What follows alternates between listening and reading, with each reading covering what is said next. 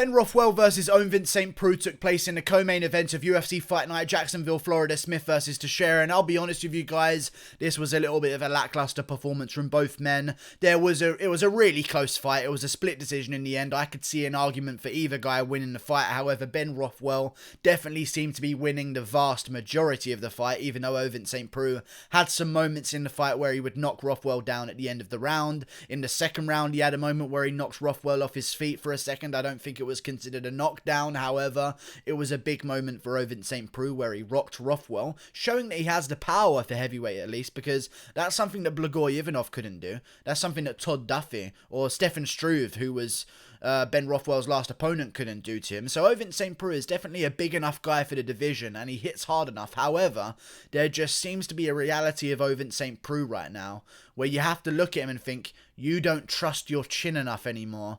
I don't know how you're going to win fights from now on. You know, it really does worry me in that way. And I know that Ovince Saint Preux at light heavyweight always has the chance that a guy gets so obsessed with landing on his chin and rocking him every single punch that he gasses himself out like Mikhail Alexiejczuk, and then Ovince Saint Preux goes down there and gets a submission. However, in this fight, it was very obvious that OSP was in a fight where he thought, I can't take a punch here. And that worries me when I'm looking at Ovince Saint Preux, because he's had a long career with a lot of KO losses, and even in some of the fights where he's won, a lot of them has been from come-behind victory against Tyson Pedro. Tyson Pedro was beating the shit out of him, landed a question mark kick, had him rocked all over the place, shot for a takedown like a retard. Ovince Saint Preux gets the finish. Mikhail Alexiejczuk rocking the shit out of Ovince Saint Preux the entire fight. Ovince Saint Preux gets a takedown, chokes him out. Von Preux choke. Like, it's just like Ovince Saint Preux, even in his wins, has taken a significant amount of damage in his career, and you can see it in this fight. The way he chose to fight Ben Rothwell here was just weird to me. Like, he just had no confidence in his power shot-taking ability whatsoever. Like, he just had no trust in his chin. He was backing away, he was running the entire time. I felt like he was waiting for Ben Rothwell to slow down at some point, but that was weird because OSP himself was gassing out in that fight as well, so I don't understand what he thought it was going to happen in the third round. He did have some moments in the fight where he did rock him. Of course, I said that earlier. Ben Rothwell came in with his hands right down by his waist. I will say this. Now that I've got into the video, I want to say this. There are some fights in the UFC. I know these guys are top 20 in the world. Ovince Saint Preux is a top 20 fighter in the world. Ben Rothwell is a top 20 fighter in the world, each in their own respected divisions.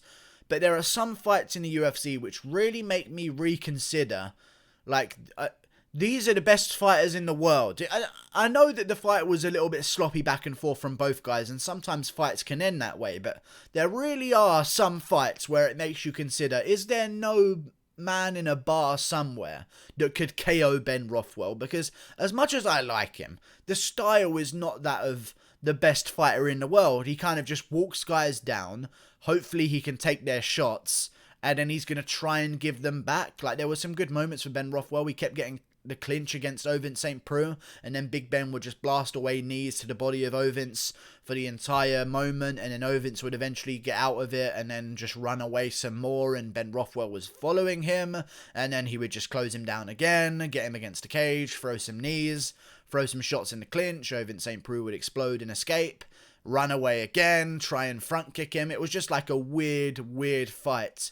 And if not for the big moments from Ovince, then I don't think it would have been entertaining whatsoever, and I think it would have just been Ben Rothwell bullying him for 3 rounds. The judging of the fight, however, in the first round, it was Ben Rothwell's round, in my opinion. It was a close round, but I gave it to Ben Rothwell. He was moving forwards.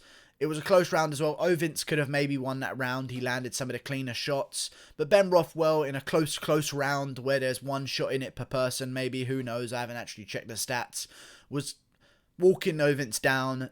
Running away is never good in the judges' scorecards, and there's differences. People say that Tony Ferguson was running away from Justin Gaethje. Tony Ferguson was strategically moving backwards away from shots from Justin Gaethje. Like, he never turned his back and sprinted. You know what I mean? Like, he was moving away, but he was looking over his shoulder. Ovince Saint Preux, in many moments in this fight, just straight up ran away from Big Ben Rothwell. And to be honest with him, I don't blame him, because Big Ben is a terrifying, terrifying man. That is one person I would not want to see on the other side of a dark alley with me sometime late at night. Like, it would just be terrifying. He's like a superhero villain. Like, it's weird, Ben Rothwell. He's got a weird vibe to him where he definitely has buried some bodies in the woods. 100%. But it was just a weird fight, man. Like, I don't understand what Ovince's plan was in the fight. I really don't. Maybe to wait for his big moments, and then the big moments came, and then he didn't capitalize on them. He almost dropped Rothwell in the second, but he didn't really. He kind of just knocked him off balance, and Rothwell came back up, got his composure again, went back to work, which was leaning on Ovince against a cage and blasting knees into his stomach. It was just a weird...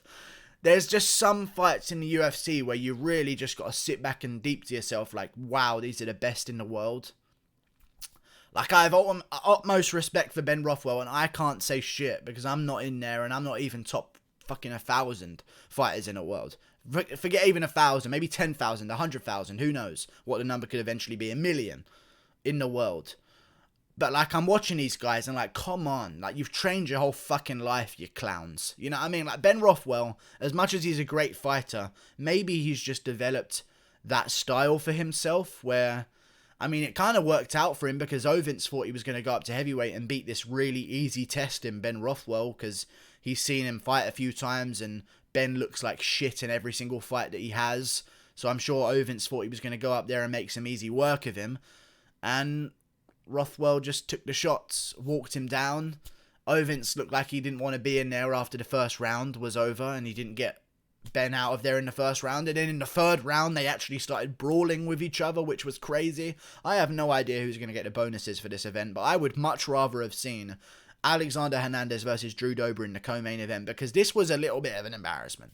I'll be honest with you. This fight, although I'm a fan of these guys, and I like Big Ben, and I picked Big Ben to win the fight even, as an underdog here. Like, I thought he was going to get the job done, but Jesus, like, to represent the sport a little bit better, I thought that maybe Hernandez versus Dober would have made a bit more of a reasonable co-main event. In terms of skill, you know?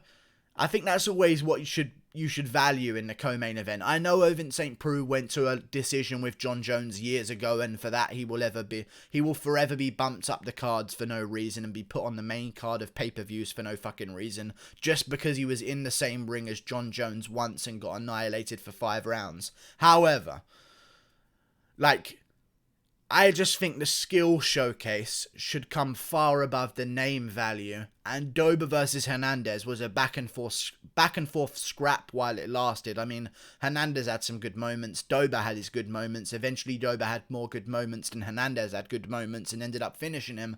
That was a great fight, technical while it lasted, co-main event.